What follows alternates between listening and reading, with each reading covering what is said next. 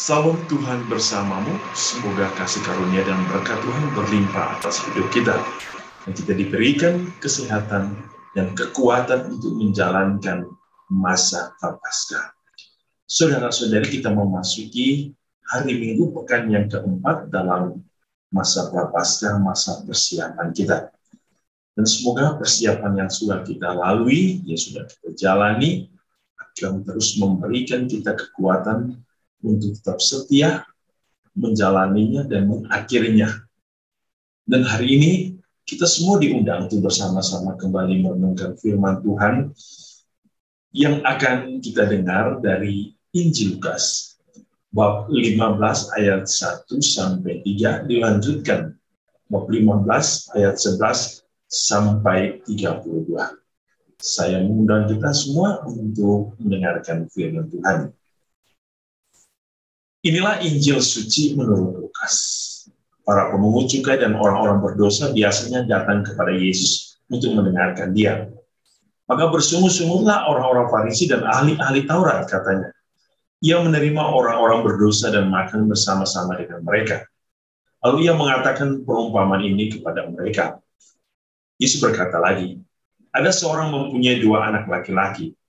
Kata yang bungsu kepada ayahnya, Bapa, berikanlah kepadaku bagian harta milik kita yang menjadi hakku.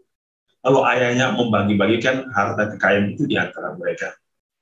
Beberapa hari kemudian anak bungsu itu menjual seluruh bagiannya itu, lalu pergi ke negeri yang jauh. Di sana ia memboroskan harta miliknya itu dengan hidup berfoya-foya. Setelah dihabiskannya semuanya, timbullah bencana kelaparan di dalam negeri itu, dan ia pun mulai melarat. Lalu ia pergi dan bekerja pada seorang majikan di negeri itu. Orang itu menyuruhnya ke ladang untuk menjaga babinya. Lalu ia ingin mengisi perutnya dengan ampas yang menjadi makanan babi itu, tetapi tidak seorang pun yang memberikannya kepadanya. Lalu ia menyadari keadaannya, katanya, betapa banyaknya orang upahan Bapakku yang berlimpah-limpah makanannya, tapi aku di sini mati kelaparan. Aku akan bangkit dan pergi kepada Bapakku dan berkata kepadanya, Bapa, aku telah berdosa terhadap surga dan terhadap Bapa. Aku tidak layak lagi disebut anak Bapa. Jadi karena aku sebagai salah seorang upahan Bapa. Maka bangkitlah ia dan pergi kepada bapaknya. Ketika ia masih jauh, ayahnya telah melihatnya, lalu tergeraklah hatinya oleh belas kasihan. Ayahnya itu berlari mendapatkan dia, lalu merangkul dan mencium dia. Kata anak itu kepadanya, Bapak, aku telah berdosa terhadap surga dan terhadap Bapa.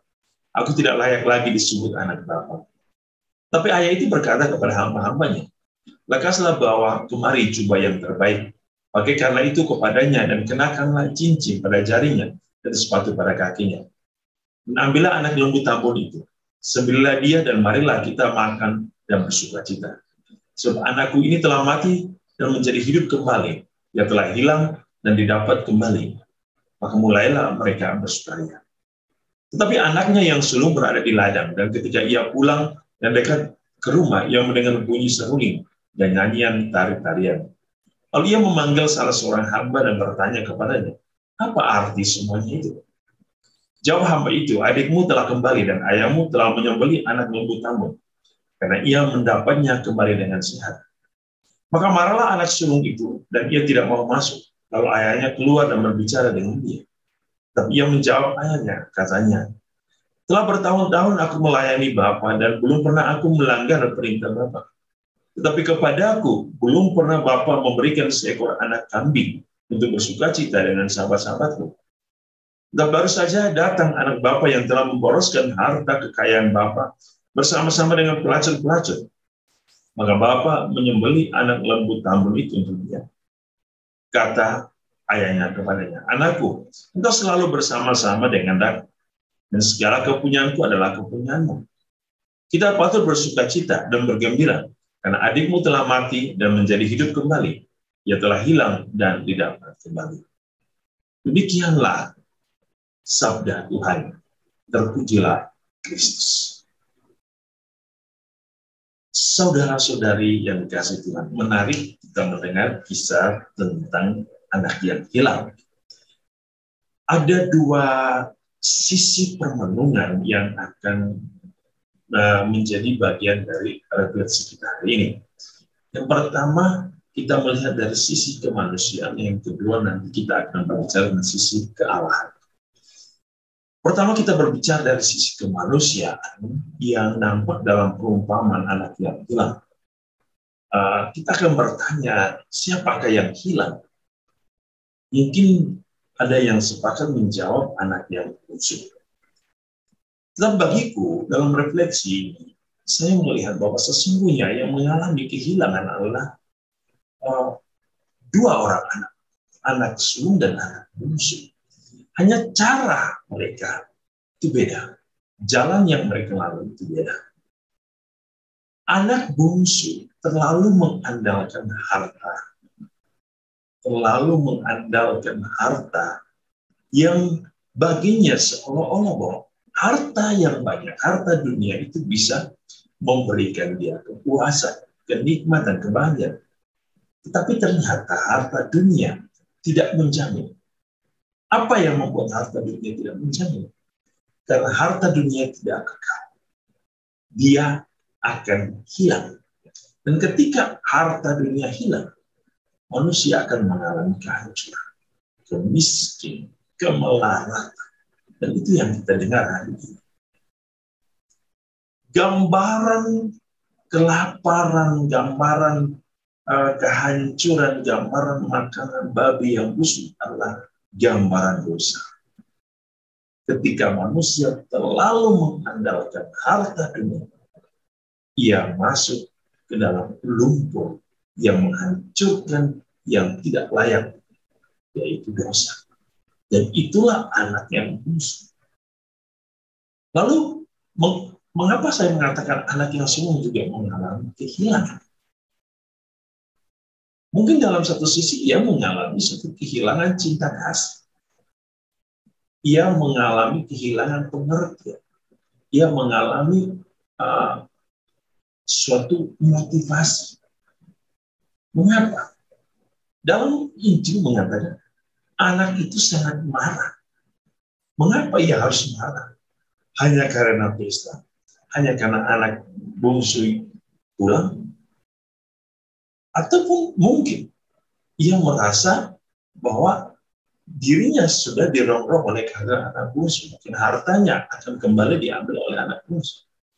Tapi di sini, penolakan anak sulung pada kehadiran anak bungsu menunjukkan kepada kita bahwa dia juga kehilangan sesuatu dalam diri.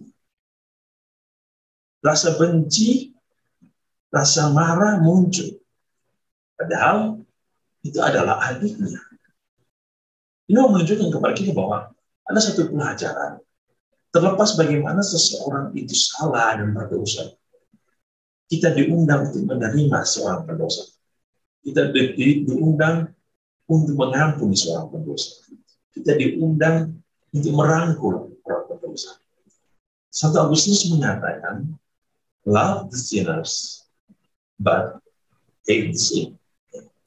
Yang kita marah, yang kita benci adalah dosa, bukan orangnya.